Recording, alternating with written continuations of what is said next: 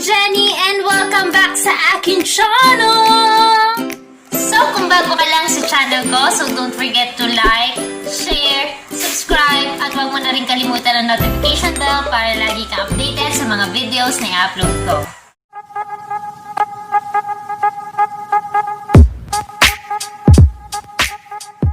Since quarantine pa rin ngayon, so gagawa tayo ng DIY photoshoot. Parang ganito. O, diba? Parang angalan. Hindi, charot lang.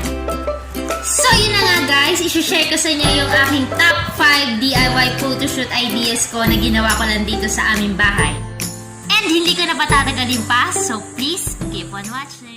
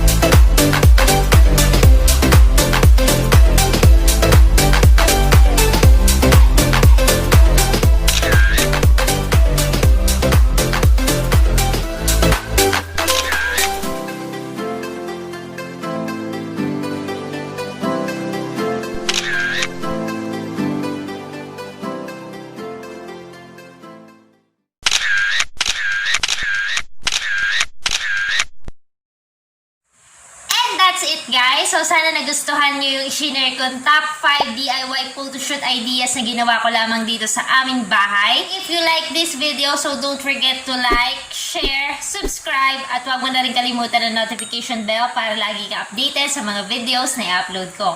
And please follow my social media accounts. So laging tandaan, hindi lahat ng Batanggenya maligalig. So see you on my next video.